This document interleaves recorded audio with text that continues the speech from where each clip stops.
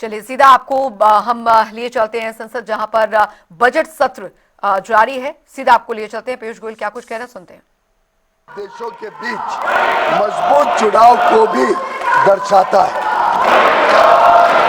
जो स्वाभाविक साझेदार है और साझा समृद्धि के लिए मिलकर काम कर रहे हैं। मैं माननीय सदस्यों को सूचित करना चाहता हूं कि आगे की कार्रवाई के संदर्भ में दोनों पक्ष व्यापार समझौते से संबंधित आवश्यक तकनीकी प्रक्रियाओं को पूरा करने और कागजी कार्रवाई को अंतिम रूप देने के लिए मिलकर काम करेंगे, ताकि इसकी पूरी क्षमता का शीघ्रता से लाभ उठाया जा सके। समझौते की विस्तृत रूपरेखा इन प्रक्रियाओं के समापन के पश्चात तुरंत घोषित की जाएगी। माननीय सदस्यों को भारत के ऊर्जा स्रोतों से संबंधित उन मुद्दों की जानकारी होगी जो इस समझौते पर हुई चर्चाओं के दौरान उठाए गए हैं। मैं स्पष्ट करना चाहता हूं, जैसा कि सरकार ने कई बार सार्वजनिक रूप से कहा है कि 140 करोड़ भारतीयों की ऊर्जा आवश्यकताओं की सुरक्षा सुनिश्चित करना सरकार की सर्वोत्तम प्राथमिकता है। वस्तुनिष्ठ बाजार स्थितियों और बदलते अंतर्राष्ट्रीय परिदृश्यों के अनुरूप ऊर्जा स्रोतों में विविधता लाना हमारी इस कार्यनीति का मूल आधार है। भारत की सभी कार्रवाइयां इसी बात को ध्यान में रखकर की जाती है।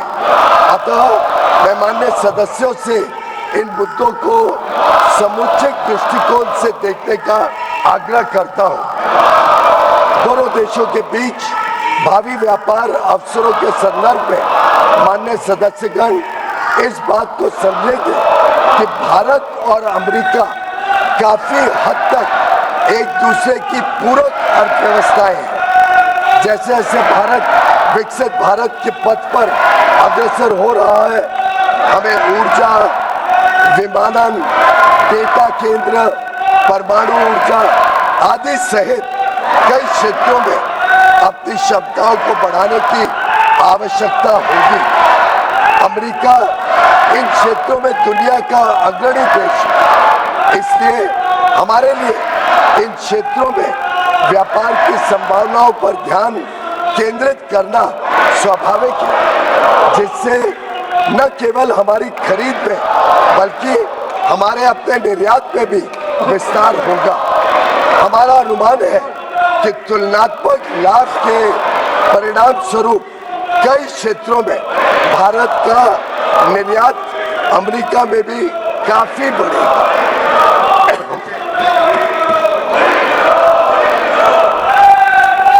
विश्व की सबसे बड़ी अर्थव्यवस्था के साथ यह ढांचागत समझौता, जो आने वाले वर्षों में वैश्विक विकास और नवाचार को गति प्रदान करेगा, भारत की जनता एवं राष्ट्र के व्यापक हित में है और देश को बहुत लाभ देगा।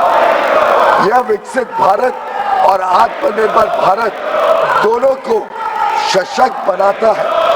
हम अपने देश के लिए माननीय प्रधानमंत्री जी के इस दृष्टिकोण को साकार करने की दिशा में निरंतर कार्य करते रहेंगे। धन्यवाद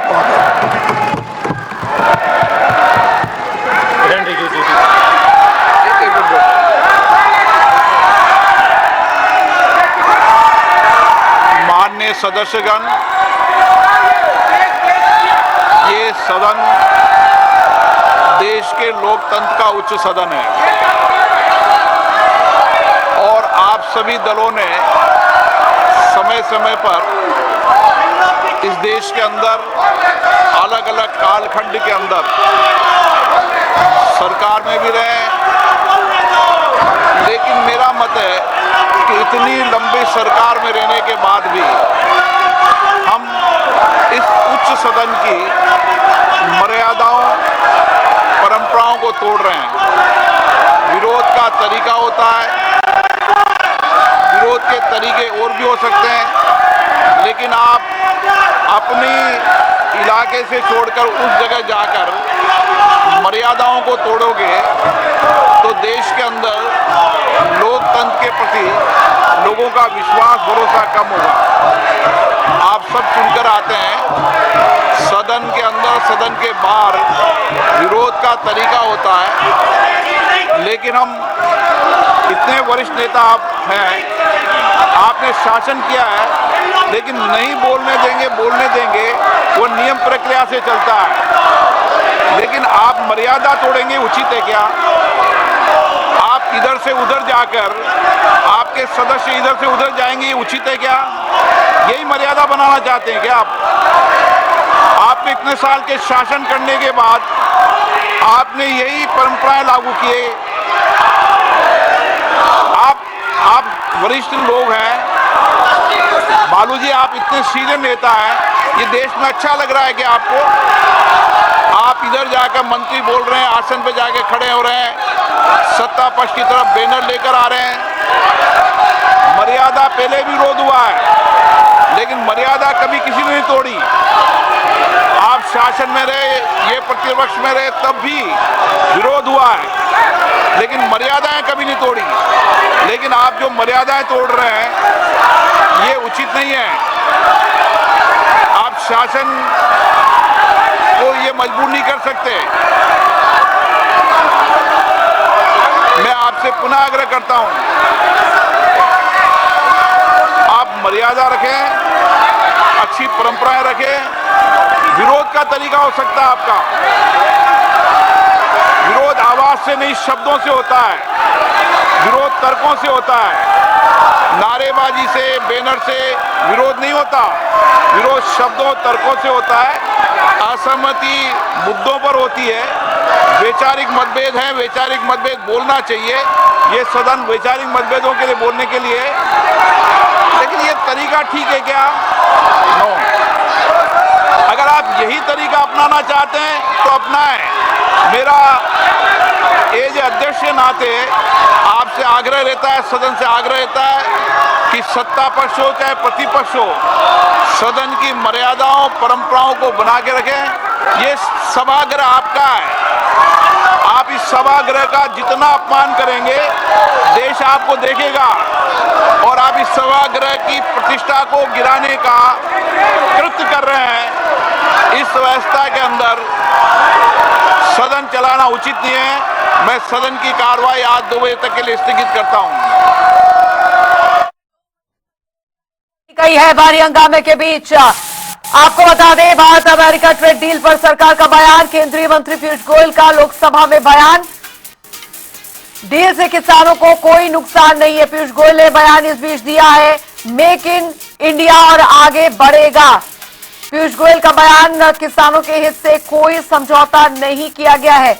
विपक्ष के भारी हंगामे के चलते सदन को दोपहर 2 बजे तक के लिए स्थगित कर दिया गया है। लोकसभा की कार्रवाई 2 बजे तक के लिए स्थगित कर दी गई है। दोपहर 2 बजे तक के लिए पीयूष गोयल ने सदन में अपने संबोधन में कहा कि अमेरिकी बाजार में भारत का निर्यात इससे बढ़ेगा। जो ये डील हुई है, खाद्य कृषि क्षेत्र का विशेष ध्यान रखा गया है।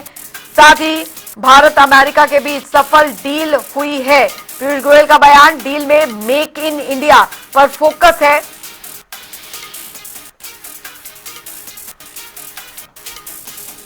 हंगामे के चलते लोकसभा की कार्रवाई दोपहर 2 बजे तक के स्थगित कर दी गई है। भारत अमेरिका ट्रेड डील पर सरकार का बयान सामने आया है।